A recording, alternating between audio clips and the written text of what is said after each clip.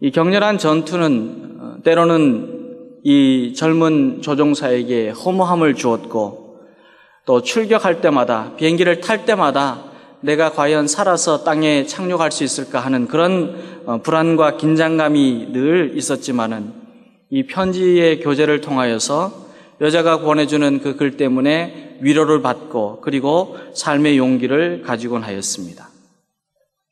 그래서 전쟁에서 편지를 받는 것이 그에게 있어서는 그 어떤 것보다 기쁨이 되었고 소망이 되었습니다. 마침내 전쟁이 끝나고 이제 이 두 사람이 이제는 편지에서만 만나지 않고 실질적으로 함께 만나자 하는 그런 약속을 하게 되었습니다. 그리고 어느 날 몇 시에 기차역에서 만나자 하는 그런 약속을 합니다. 그래서 이 여인이 약속한 장소에 나가면은 꽃을 한 송이를 들고 있기로 그렇게 하였습니다. 서로 얼굴을 보지 못하고 편지로만 주고받았기 때문에 만날 수 있는 길이 없어서 그러면 여인이 꽃송이를 들고 있으면 바로 편지에서 함께 사랑을 나누고 위로를 나누었던 그 사람이구나 하는 것을 알고 만나기로 그렇게 하였습니다.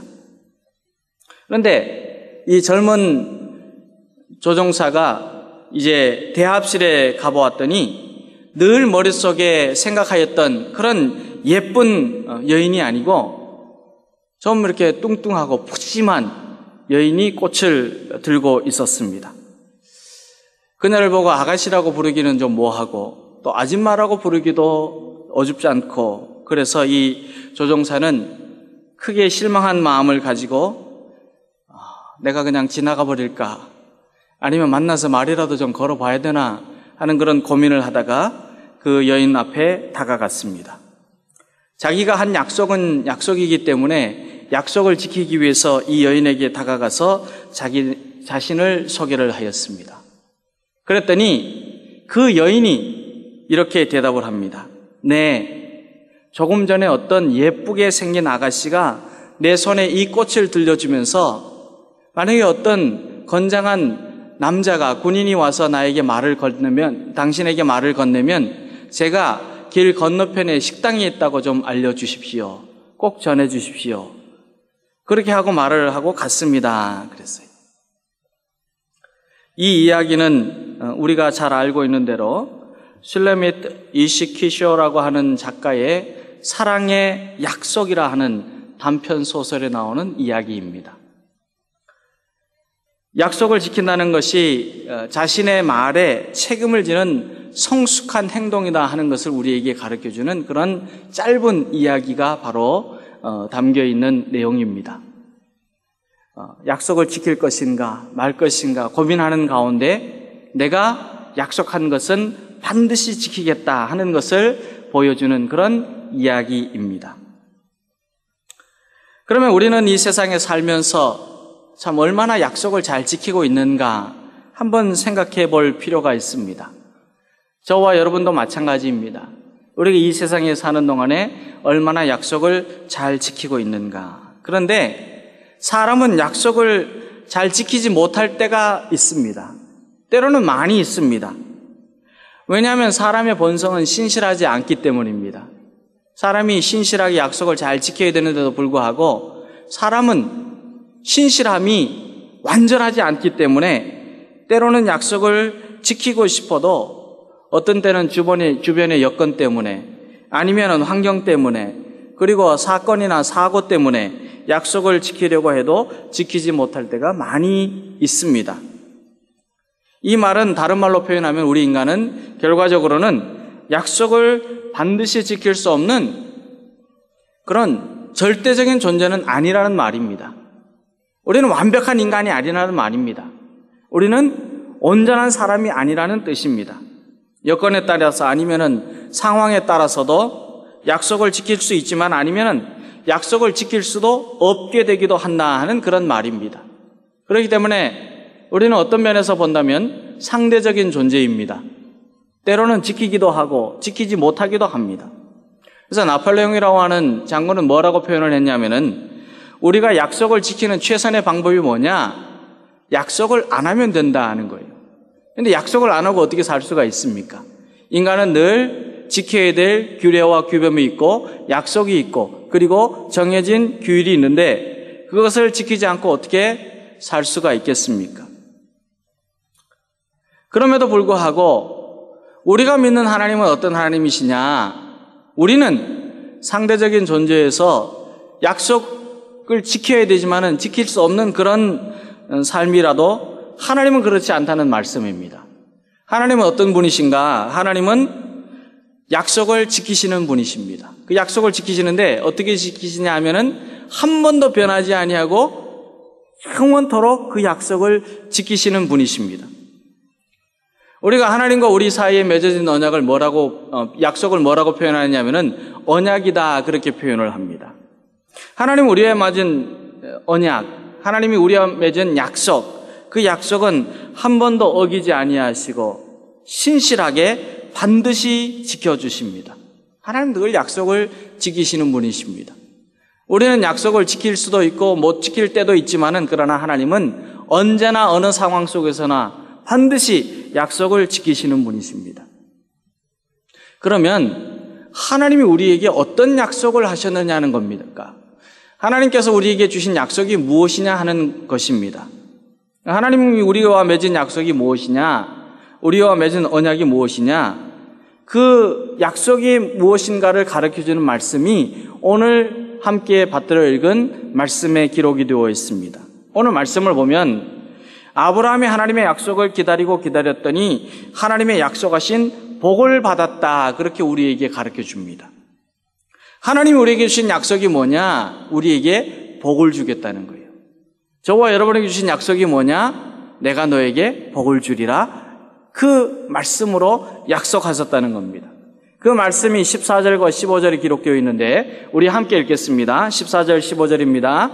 이르시되 내가 반드시 너에게 복주고 복주며 너를 번성하게 하고 번성하게 하리라 하셨더니 그가 이같이 오래 참아 약속을 받았느니라. 아멘. 복을 주고 복을 주며 또 번성하게 하고 번성하게 하리라. 그렇게 우리에게 약속하여 주셨습니다. 하나님 원래 다른 누구와도 맹세하지 않으셔서 그 약속을 하였는지 안 하였는지 잘 모를 정도로 하나님은 우리에게 하나님 스스로를 나타내지 않으셨습니다. 그런데 하나님께서는 아브라함에게 나타나셔서 약속의 말씀을 주셨어요. 그 약속의 말씀을 주시고 난 다음에 그 이후에는 한 번도 그 약속을 변함없이 바꾸시거나 고치시지 않고 지켜주셨다 하는 것을 우리에게 말씀해 주고 있습니다. 그런데 오늘 말씀에 보면은 16절 이후에 어떻게 기록이 되어 있느냐 하면은 약속을 할 때에 더 크고 위대한 사람과 약속을 한다. 그렇게 가르쳐 주고 있어요.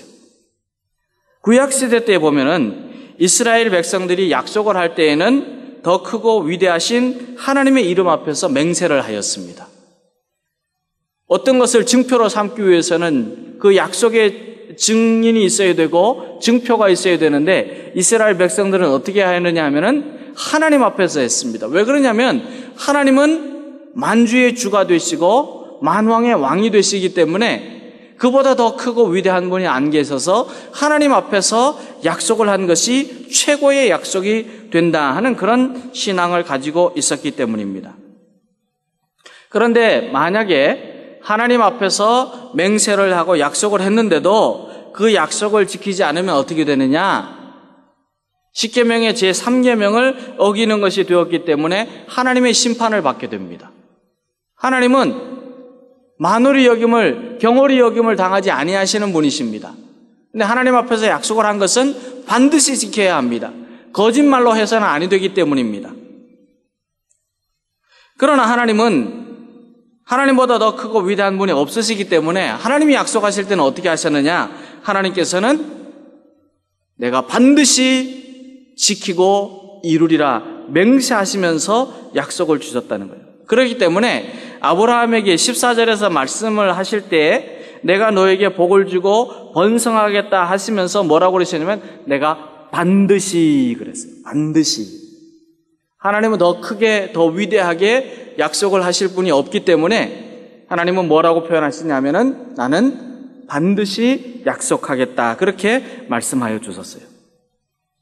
그래서 17절에 보면은 뭐라고 기록이 되어 있느냐면은 하나님은 약속을 기업으로 받는 자들에게 그 뜻이 변하지 아니함을 충분히 나타내시려고 그 일을 맹세로 보증하셨나니 그랬어요. 반드시 내가 지키겠다 하시는 것을 맹세로 보증을 하셨다는 거예요. 그래서 14절에는 반드시라고 하는 단어가 기록이 됩니다. 하나님이 아브라함에 약속하셨어요. 무슨 약속을 주셨느냐? 내가 반드시 복을 주고 복을 주겠다. 너를 번성하게 하고 번성하겠다.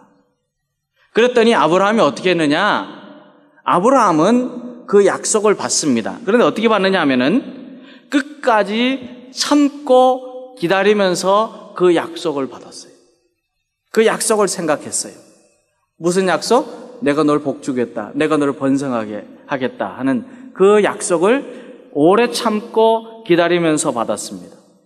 얼마나 오래 참았느냐 하면은 아브라함은 100세에 아들을 얻게 됩니다. 하나님께서 약속하신 대로 아들을 주셨어요. 그 이름을 이삭이라 했어요. 사람들이 다 믿지 않았어요. 부인인 사라도 믿지 않았어요. 그래서 하나님께서 사자를 통하여서 아들을 낳을 것이다 말씀하셨는데도 불구하고 믿지 않아서 웃었어요. 그래서 그 아들의 이름을 뭐라고 불렀냐면 웃음이라 하는 뜻을 가지고 있는 이삭이라 불렀습니다.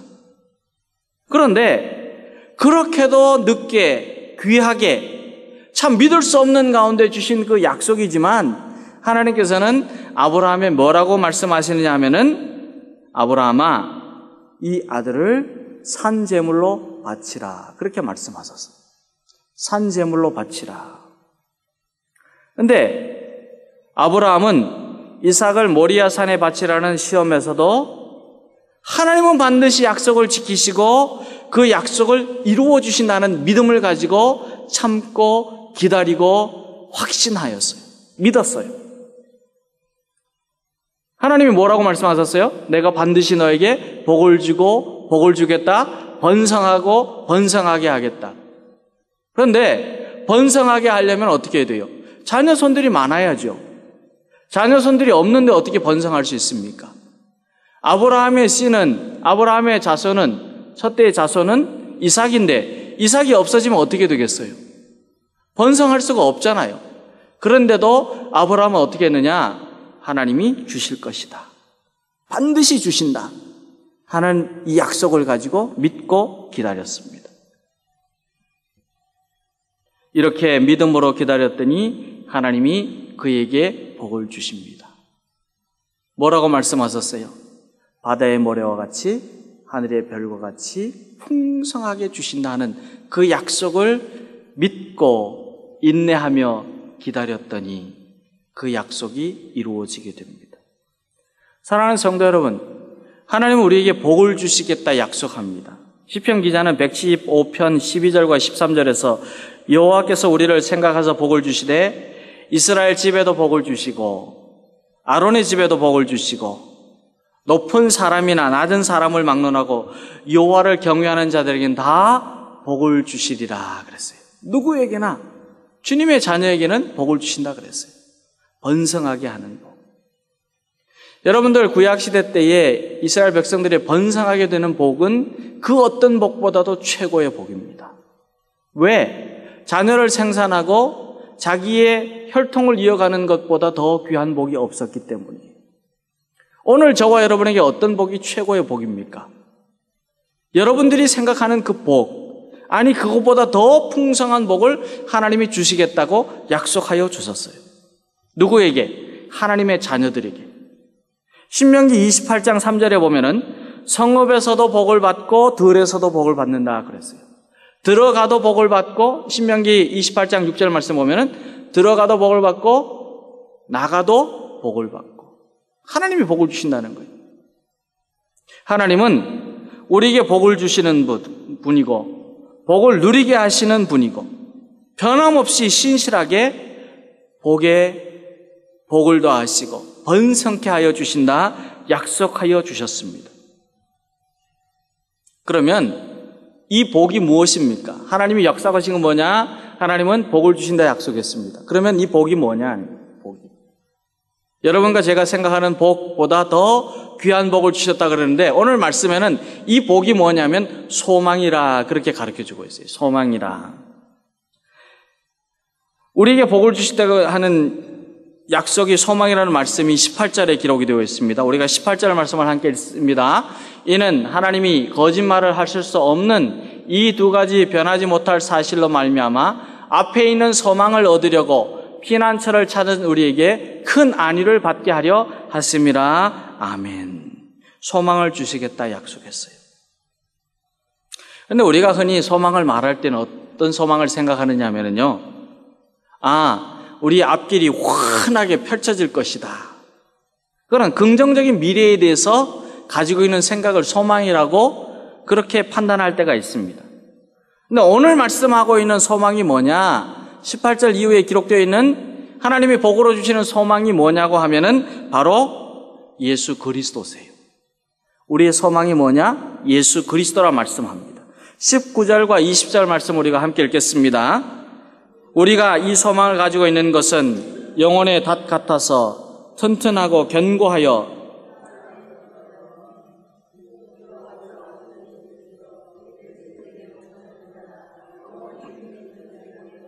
우리를 위하여 들어갔었느니라. 아멘. 사랑하는 성도 여러분, 우리가 가지고 있는 소망은 앞길이 환하게 열리고 재물을 많이 벌어들이게 되고 진급하고 시험에 합격을 하고 형편이 풀린다는 소망보다도 더 아름다운 소망이 있습니다. 우리가 받는 복은 어떤 복이냐? 바로 예수 그리스도입니다. 우리의 소망은 예수 그리스도를 통하여 저와 여러분에게 생명을 선물로 주시는 이 소망입니다. 우리도 하나님께서 아브라함에게 주시던 약속을 기업으로 받는 아브라함의 후손이 되었다 하는 것이 바로 우리에게 주시는 복이에요. 소망이 뭐냐? 아브라함이 누리는 그 생명의 복, 번성하게 되는 복, 영원히 죽지 않는 복, 바로 예수 그리스도를 통하여 우리에게 구원의 은혜를 나누게 하는 그 소망입니다. 사도 바울은 우리가 예수님 때문에 하나님의 자녀가 된다는 소망, 그리고 아브라함이 약속을 인내하며 믿음으로 기다렸더니 받았을 때에 그 누렸던 그 축복, 그 소망이 바로 우리의 무엇과 같다 그렇게 표현하고 있느냐면은 영혼의 닷 같다 그랬어요. 우리가요, 예수님을 소망하고 예수님을 바라보고 예수님을 의지하고 예수님과 함께 동행할 때는 우리 인생은 영혼의 닷 같아요. 그렇기 때문에 흔들리지 않습니다. 굳건하여집니다. 사도 바울도 말씀하고 있어요. 영혼의 닷 같아서 튼튼하고 견고하여 그랬어요. 튼튼하고 견고하여. 예수님 우리의 영혼의 닷 같다는 말은 우리가 어떤 상황 속에서도 어떤 위험과 위기 속에서도 흔들리지 않고 굳건하게 하나님의 약속을 믿고 기다리는 힘의 근원이 된다는 그런 뜻입니다. 오늘 뉴스에 보니까 이제 마지막 상원에서 이제 결의를 했어요. 그래서 이제 셧다운되는 것을 막고 디폴트 되는 걸 막고 이제 대통령의 사인만 하면은 이제 다 예산 집행을 할 수 있도록 하겠다. 그랬더니 버락 오바마 대통령이 그렇게 서류가 넘어오면은 내가 무엇을 지체하리라, 빨리 사인을 할 것이다, 그렇게 말을 합니다. 이런 일을 보면서 우리가 얼마나 우리 미국이 경제적으로 위기가 왔는지, 얼마나 전 세계적으로 참으로 경제적인 그런 위기가 찾아왔는지를 피부로 실감하고 있습니다. 참으로 이 상황이 쉽지 않습니다. 어렵습니다. 그러면 이런 어려운 가운데 우리가 무엇을 바라보고 소망하고 어디에 우리가 의지하고 우리가 무엇을 붙잡으려고 힘쓰고 있습니까? 그것은 다름 아니라 예수 그리스도 한 분뿐이십니다. 우리는 이 험한 세상, 한순간 앞을 내다볼 수 없는 그런 이 세상을 사는 동안에 우리가 기다리고 인내하며 바라보아야 할 것은 오직 예수 그리스도 한 분뿐이십니다. 19절 말씀을 보면 우리가 예수님을 의지하고 바라보고 소망하고 예수님과 함께 할 때는 어떻게 되느냐 하면은 휘장 안으로 들어가나니 그랬어요. 휘장 안으로 들어가나니. 휘장 안은 하나님이 다스리시는 영원한 나라입니다. 하나님 아버지께서만 주시는 평안과 기쁨과 안식이 있는 나라입니다. 거기에는 영원한 생명이 있는 나라입니다. 우리가 예수님을 소망할 때는 슬픔이 많은 이 세상도 그 어디나 하나님의 나라가 됩니다. 우리가 예수님을 소망할 때는 거기가 바로 영원한 하나님의 아버지의 집이 됩니다. 그러면 예수님이 없는 곳은 어떻게 되느냐? 아무리 풍부하고 아무리 좋고 멋지고 화려해 보여도 아무 소망이 없습니다. 소용이 없습니다. 그러한 곳은 단지 편리할 뿐이지 평안은 없습니다. 예수님이 아니고서는 참된 평안을 누릴 수가 없습니다. 아무리 재미 있고 즐거워도 예수님이 없으면 참된 기쁨을 누릴 수가 없습니다. 우리는 기쁨과 재미가 다르다는 것을 알아야 돼요. 재미는요, 조금만 지나면은 금방 실증이 나는 거예요. 자꾸 바뀌어지는 거예요. 기쁨은 주님이 주시는 거예요. 우리 심령 속에서 날마다 즐거워하는 거예요. 행복해하는 거예요. 주님이 주시는 기쁨을 누리는 것이 우리에게 참된 복이에요. 주님이 주시는 그 소망을 품는 것이 참된 축복입니다. 사랑하는 성도 여러분, 예수님을 소망하는 하나님의 자녀가 되기를 바랍니다. 주님을 의지해야 돼요. 예수님이 우리의 소망, 예수님이 우리의 기쁨, 예수님이 우리의 참되고 영원한 축복이 되신다 하는 이 믿음을 가지고 나아가는 하나님의 자녀가 되기를 바랍니다.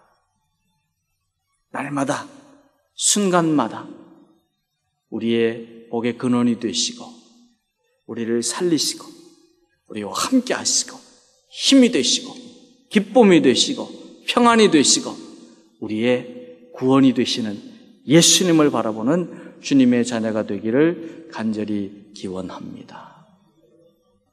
하나님 아버지 감사합니다. 이 세상 살아가는 동안에 주님만이 우리의 복의 근원이 되시고 생명의 은혜가 되시고 구원의 은총이 되어주심을 우리가 알지 못하고 세상을 의지하고 세상 바라보고 세상에 눌려 살아갔음을 고백합니다. 주님, 오직 우리의 소망은 예수님 한 분뿐이시고 우리의 기쁨은 예수님 한 분뿐이시고 우리의 참되고 영원한 축복은 우리 주 예수 그리스도 한 분뿐이시라고 하는 이 믿음을 날마다 가지고 나아가는 하나님의 자녀 되기를 원하옵고 기도합니다. 하나님, 우리의 힘과 능력으로는 감당할 수 없사오니 주님의 성령님 날마다 우리를 위하여 탄식하여 기도하여 주시고 우리를 도와주시고 우리에게 능력을 주시고 하나님 아버지 참으로 우리에게 풍성한 은혜와 소망을 더하여 주셔서 날마다 주님 붙잡고 주님 의지하며 주님과 함께 동행하는 하나님의 자녀 되어서 우리 모두가 다 휘장 안으로 들어가는 하나님 나라의 자녀로 풍성한 복을 누리는 모든 성도 되고 우리 성도들 가정 자녀 다 되게 축복하여 주시기를 원하옵고 기도합니다. 하나님이 우리를 도와주시옵소서. 우리에게 풍성한 은혜 내려 주시옵소서. 주님을 소망함으로 더욱 우리의 삶이 넉넉하여지고 번성하여지고 참으로 복의 복을 받는 우리 모두에게 축복하여 주실 줄 믿사오며 이 모든 말씀 예수님의 이름으로 기도하옵나이다. 아멘.